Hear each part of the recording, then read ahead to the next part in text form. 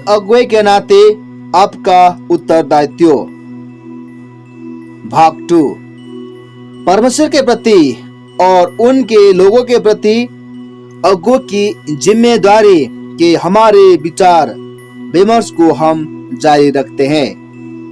जो आप कहते हैं उसका अभ्यास करने आप उत्तरदायी होंगे। यीशु ने हमें आदेश दिया है कि फरीसियों के समान न हो। वो कहते तो हैं पर नहीं करते।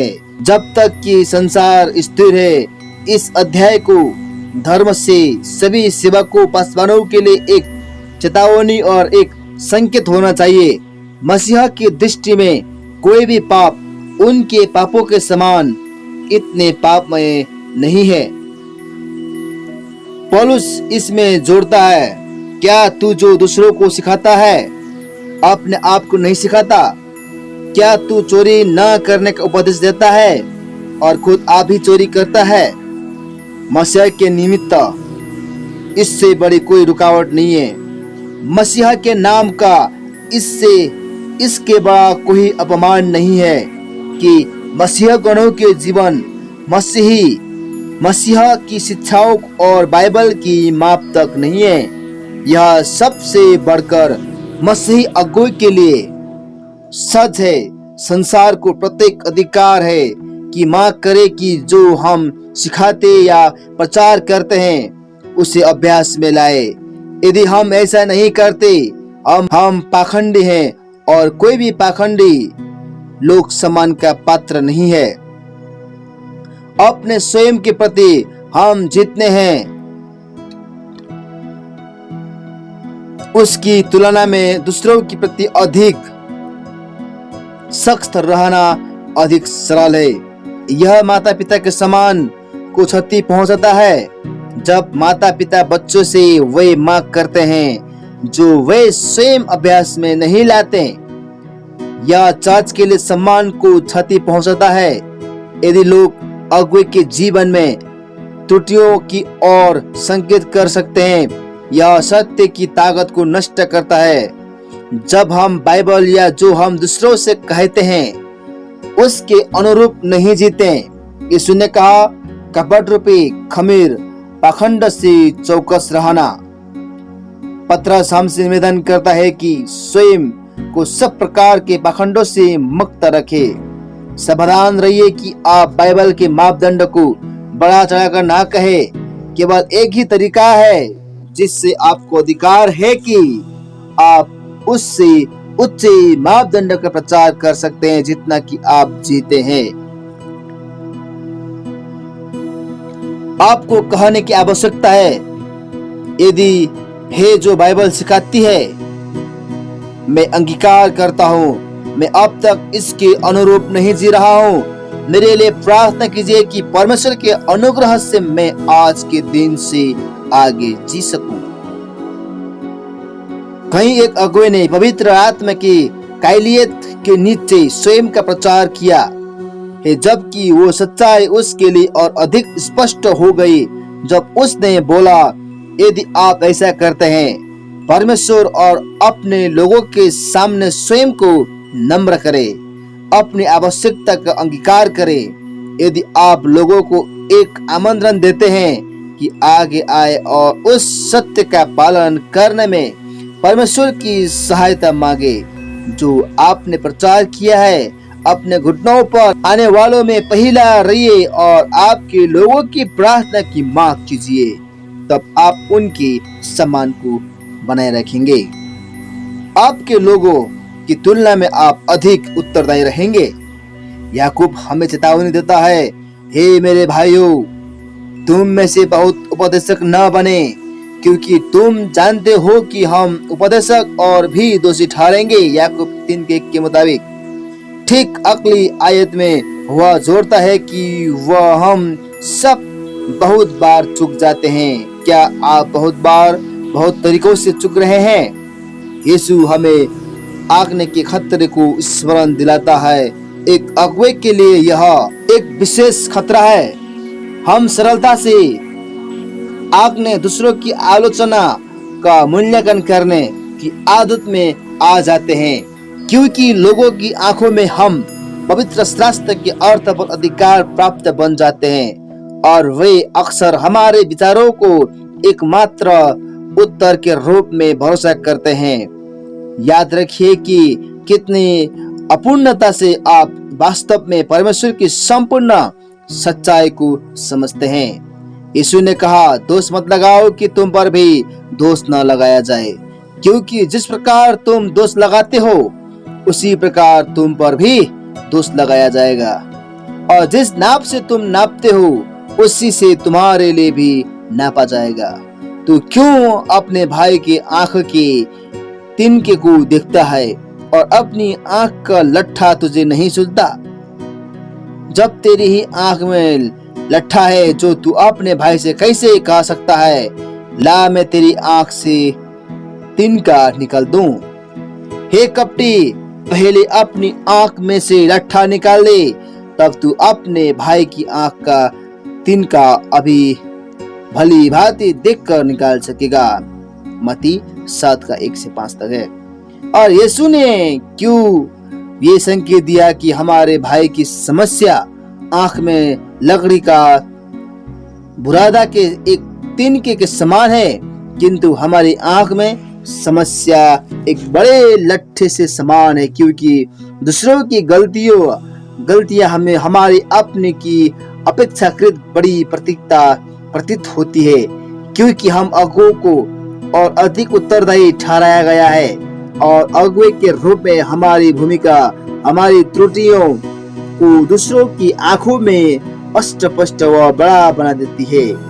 ये एक मानव गुण है कि हमारे स्वयं की गलतियों को छोटा बनाना, लेकिन दूसरों की गलतियों या पापों को बड़ा रूप देना। यीशु कहते हैं कि हमें इसके ठीक विपरीत करना चाहिए। इसके पश्चात कि याकूब ने ये बयान करे कि मसीही अगुओं के नाते हमारा और कड़ाई से न्याय होगा, वह 3 क्षेत्रों के उदाहरण देता है जहां हमारा कड़ाई से न्याय होगा। नंबर 1, डींगे मारने के लिए हमारा कड़ाई से न्याय होगा।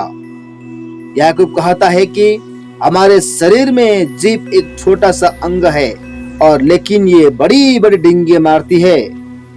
और बहुत जितना अधिक आप एक घटना को दोहराते हैं, उतना ही अधिक आप इसमें नमक मिर्च मिलाते हैं और आपकी कहानी और बड़ी होती जाती है।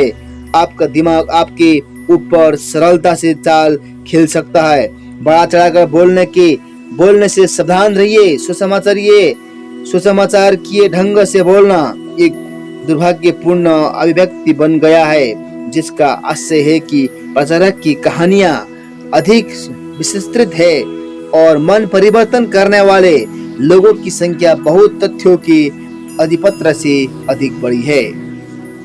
कुछ अगुवे डींग मारते हैं कि वे कितना कठिन श्रम कर रहे हैं, जबकि वास्तव में वह बहुत सा समय बर्बाद कर रहा है और अपने लोगों में से किसी से भी अधिक परिश्रम नहीं कर रहा है। याकूब कहता है कि दूसरों की तुलना में डींगे मारने से संबंध में हमारा अधिक कड़ाई से न्याय किया जाएगा। नंबर 2, दूसरों पर आपके प्रभाव के लिए आपका कड़ाई से न्याय होगा।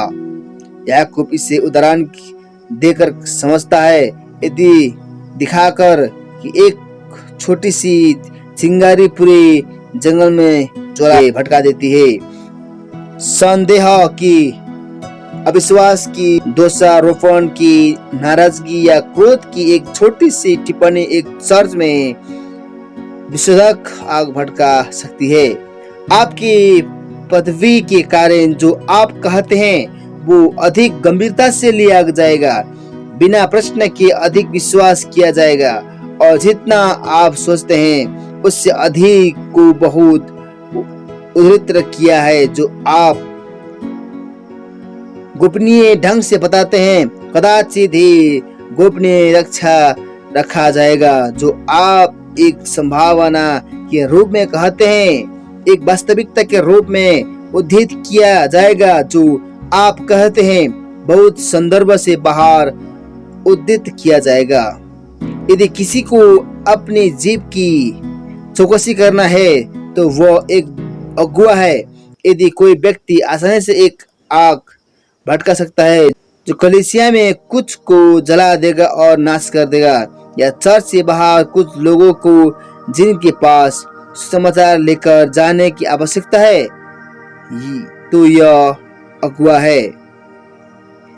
याद रखिए, जिस तरह आप अपने जीव का उपयोग करते उसके लिए परमेश्वर के द्वारा उससे अधिक कड़ाई से न्याय होगा जितना कि आपके लोग का। नंबर 3, दूसरों के दिमाग को जहरीला करने के लिए आपका कड़ाई से न्याय होगा। क्या अगुए दूसरों के दिमाग में जहर डालते हैं? वो एक निरंतर खतरा है। याकूब कहता है 3:8 में कि जीभ एक जंगली जानवर के समान है जिससे बस में नहीं किया जा सकता। एक ऐसी बला जो नियंत्रण नहीं लाई जा सकती, एक ऐसा जहर जिसमें मारने की ताकत है। याद रखिए, यह मसीही अगुए के उत्तरदायित्व को समझते हुए कहा गया है। एक अगुए के द्वारा सार्वजनिक रूप से या गुप्त में की गई एक टिप्पणी बहुतों का दिमाग में जहर डाल सकती है। याकूब कहता है कि यह प्राणनाशक हो सकता है। एक टिप्पणी एकता को नष्ट कर सकती है। एक उपदेशक, यहाँ तक कि एक बयान कलीसिया समुदाय पर, एक घर के वातावरण को जहरीला कर सकता है। यदि सब समयों पर किसी को अपने जीव को नियंत्रण करने की आवश्यकता है तो वो है एक अगुआ। यही कारण है कि याकूब मसीह अगुओं की याचना करता है कि याद रखे कि हमारा न्याय दूसरों से अधिक कड़ाई से होगा। निरंतर हम अपने जीवों का उपयोग उनकी जबरदस्त अंधशक्ति के साथ अच्छे या बुरे के लिए करते हैं। उन्हीं से हम आशीष देते या श्राप देते हैं। हम परमेश्वर की स्तुति करने या लोगों को नाश करते हैं। हम अपने उदाहरण के लिए उत्तरदायी होंगे। यीशु ने अपना जीवन हमारे लिए एक उदाहरण के रूप में जिया। उसने जानबूझकर एक विशेष तरीके से कार्य किए कि एक उदाहरण प्रस्तुत करे। अपनी जीभ को नियंत्रित करने में वो एक उदाहरण था। मसीह भी तुम्हारे लिए दुख उठाकर तुम्हें एक आदर्श दे गया है कि तुम भी उसके पद चिन्हों पर चले। न तो उसने पाप किया और न तो उसके मुंह से छल की कोई बात निकली। वह गाली सुनकर गाली नहीं देता था और दुख उठाकर किसी को धमकी नहीं देता था, पर अपने आप को सच्चे न्याय के हाथ में सौंपता था। दूसरों की विनम्र सेवा में यीशु का उदाहरण था। जब उसने चेलों के पैर धोए, उसने कहा, क्या तुम समझे कि मैंने तुम्हारे साथ क्या किया? मैंने तुम्हें नमूना दिखाया कि जैसा मैंने तुम्हारे साथ किया है तुम भी वैसा ही किया करो। तुम ये बातें जानते हो और यदि उन पर चलो तो धन्य हो। और उसने उसके द्वारा धर्म परिवर्तनों से 3 बार याचना की कि उसके उदाहरण का अनुसरण करे। तुम मेरी सी चाल चलो जैसा मैं अपने की सी चाल चलता हूँ। मेरी नकल करने वाले होना जारी रहो जैसा कि मैं निरंतर मसीहा की नकल करता हूँ। निकट का दर्शन संदर्भ जैसे जिसमें पौलुस विशेषतया चाहता कि था कि कुरिन्थियों उसका नमूना उसका अनुसरण करे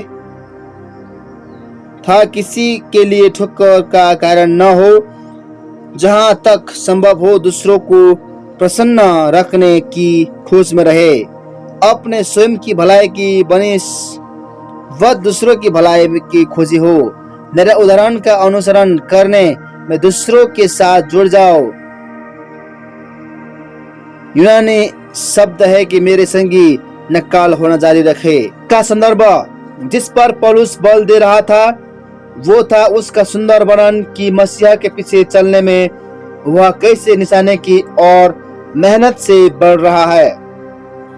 यीशु को उसके प्रमुख में बेहतर जानने की तुलना में उसने सभी अन्य बातों को हानि समझा ताकि वह मसीह को प्राप्त करे और उस विश्वास के द्वारा धर्मी ठहरे। सुसमाचार के प्रचार में मसीहा के दुखों में आनंद के साथ सहभागी होते हुए और अनंत मसीहा के द्वितीय आगमन उठा लिया जाने के लिए वह मसीहा को और उनकी पुनरुत्थान की सामर्थ्य को जानना चाहता था।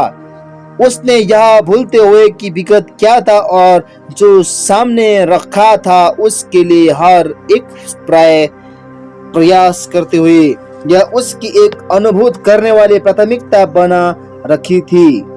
यही था जो पौलुस चाहता था कि फिलिपियों के कारण फिलिपियों के विश्वासी उसके साथ करने में जुड़ जाए। क्या आप मसीह और उसकी पवित्र आत्माओं का पीछा इतने तन मन से फिर रहे हैं कि आप लगातार एक उदाहरण हैं? तुम्हें तुम्हारा उदाहरण का अनुकरण यूनानी नकल करना चाहिए। निकट का संदर्भ है कि पौलुस का स्वयं को सहारा देने और दूसरों पर बोझ न बनने के लिए दिन और रात काम करने में आलसी न होना। उसने यह किया था इसलिए कि अपने आप को तुम्हारे लिए आदर्श ठहराए। पौलुस जानता था कि थिस्सलुनीकियों के लिए उलझाने वाले पाप मेरे से एक था असलीपन। अतः थिस्सलुनीकियों के जाने के दौरान उसने सुसमाचार स्वयं अपना भरण पोषण किया। पौलुस के लिए एक बाल मसीहा के ऊपर घटिया प्रतिबिंब हुई कि मसीहगण निठल्ले हो। वह चर्च से भरण पोषण पाने का हकदार था, लेकिन उस उदाहरण पर जोर देने के लिए वह उन्हें देने का प्रयास कर रहा था। उसने उद्देश्यपूर्ण रूप में उसके इस अधिकार को त्यागने की सूचना किया। परमेश्वर आपको क्षमा करे यदि आप ख्याति एक कठिन श्रम न करने वाले के रूप में है। तीमुथियुस 4 के बारे में पौलुस तीमुथियुस को प्रोत्साहन करता है कि विश्वासियों के लिए आदर्श बन जा, विशेषकर 5 चीजों में जिनकी उसने सूची दी, वरन चाल चलन, प्रेम, विश्वास और पवित्रता। यूनानी शब्द में है एक अर्थात बनना जारी रखा। पत्रस यही चीज प्राचीनों को लिखता है, अर्थात पासवान प्रार्थना को जो लोग तुम्हें सौंप गए हैं उन पर अधिकार न जताओ, वरन झुंड के लिए आदर्श बनो। एक अगुवे के जीवन और सेवकाई में सभी चीजों में एक उदाहरण स्वरूप जीवन जीने के और कोई भी चीज महत्वपूर्ण नहीं है। उसके जीवन से अधिक उसकी सेवकाई प्रभावकारी नहीं हो सकती। उसके जीने का तरीका उसे शब्दों को ग्रहण किए जाने का मार्ग तैयार करता है।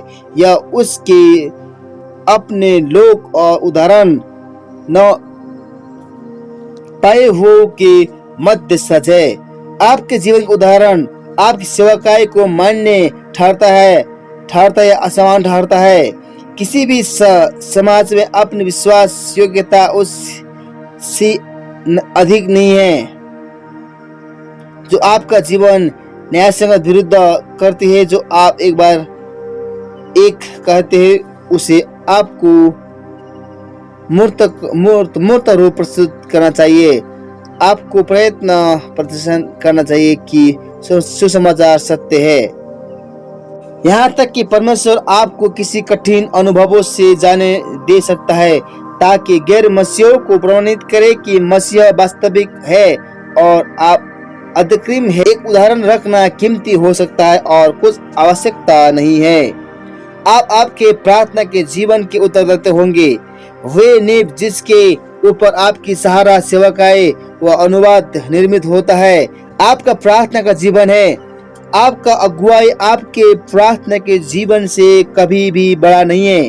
सफल अगुवाई करना प्रार्थना से बहुत बढ़कर मांग करता है, लेकिन कोई भी अगुवाई बहुत प्रार्थना से हटकर अनंत सफल नहीं ले सकती। अपनी सेवकाई को उस प्रशंसा के द्वारा मत मापिए जो आप प्राप्त करते हैं, भक्त मंडली के आधार के द्वारा नहीं, चर्च में आने वाले भेंट की राशि के द्वारा नहीं, चर्च में केंद्रित होने वाली गतिविधियों की संख्या के द्वारा नहीं, अतः प्रार्थना की मात्रा के द्वारा जो उपरोक्त सभी में निर्देश निवेश की गई है।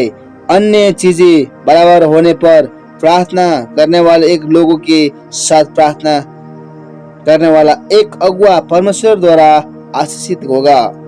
प्रत्येक अगुआ प्रार्थना में और सेवा लाता है। हालांकि अनेकों के पास एक निंदनीय प्रभावहीन प्रार्थना का जीवन है। प्रार्थना करने वाले लोगों को पर्याप्त नहीं है। अगुए को परमेश्वर का एक जन और प्रार्थना का एक व्यक्ति होना है। एक प्रार्थना का व्यक्ति हुए बिना आप परमेश्वर का एक जन नहीं हो सकते। अगुआ पद का एक आवश्यक तत्व है आपके लोगों के लिए प्रार्थना करना। जब इज़राइल ने शमूएल का वास्तव में तिरस्कार किया, जब वे एक राजा के लिए शोक कर रहे थे, फिर भी उन्होंने उनके लिए प्रार्थना करने की उससे विनय किया कि उन्होंने पहचाना कि उन्हें उसकी प्रार्थना की आवश्यकता थी और संभवतः महसूस किया कि वे सब जो उसने उसके लिए किया था उसने अधिक वे उसकी प्रार्थना के लिए उनके ऋणी थे। शमूएल का तारीफ उत्तर था, यह मुझसे दूर हो कि मैं तुम्हारे लिए प्रार्थना करना छोड़कर यहोवा के विरुद्ध पापी ठहरूं। यह जानता था कि उसके लोगों के लिए प्रार्थना करने में असफल होना परमेश्वर के विरुद्ध पाप होगा। असंभव अगुए के किसी और तरीकों की तुलना में प्रार्थना करने में असफल रहने द्वारा आप अब भी करते हैं। उन लोगों के लिए प्रार्थना करने में असफल रहना जिसके लिए आप आत्मिक तौर पर जिम्मेवार है, सदा एक पार्टी है। एक माता पिता उनके बच्चों के लिए प्रार्थना करने का जिम्मेवार है। एक सुपरिटेंडेंट सभी सेवकाओं और उसके अधीन चर्चों के लिए प्रार्थना करने का जिम्मेवार है। एक मसीही संप्रदाय का मुखिया संपूर्ण संप्रदाय के लिए एक शिक्षक जिम्मेवार है कि उनके सभी छात्रों के लिए प्रार्थना करे। वह कितने बड़े रूप से हम सभी हमारी प्रार्थना की जिम्मेदारियों में असफल हो जाते हैं। पौलुस ने इफिसुस के विश्वासियों को लिखा, हर समय और हर प्रकार से प्रार्थना में आत्मा में प्रार्थना और विनती करते रहो और इसीलिए जागते रहो कि सब पवित्र लोगों के लिए लगातार विनती किया करूं। यदि चर्च के प्रत्येक सदस्य की जिम्मेदारी है, पासवान के लिए भी कितना अधिक यीशु कहता है कि चरवाहा अपने भेड़ों के नाम लेकर रहता है। जैसा कि पहले निवेदन किया गया, प्रत्येक अगुवे को नियमित रूप से उसके सभी लोगों के लिए प्रार्थना अवश्य करना है। निश्चित ही सर्वाधिक जागृत तरीके से जो आप अपने लोगों की चौकसी करते हैं प्रार्थना में है। बाइबल में शब्द प्रार्थना करना या प्रार्थना और चौकसी करना बहुत साथ संबंध है। आप बिना प्रार्थना कीजिए आत्मिक रूप से चौकसी नहीं कर सकते। चरवाही और चौकसी में प्रार्थना करने से बहुत अधिक सम्मिलित है, किंतु प्रार्थना आपके काम का केंद्र है। आप सुनिश्चित हो सकते हैं कि आपके लोगों के लिए आपकी प्रार्थनाओं का आप परमेश्वर के समान हिसाब देंगे। आपका प्रार्थना के नाते जीवन के द्वारा आपके लोगों के लिए आपका प्रेम मांगिए।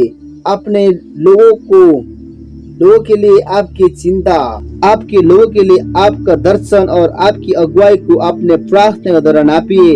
ये इतना महत्वपूर्ण है कि अध्याय 31 से 34 तक विशेष रूप से इसे दिए गए हैं। आमीन।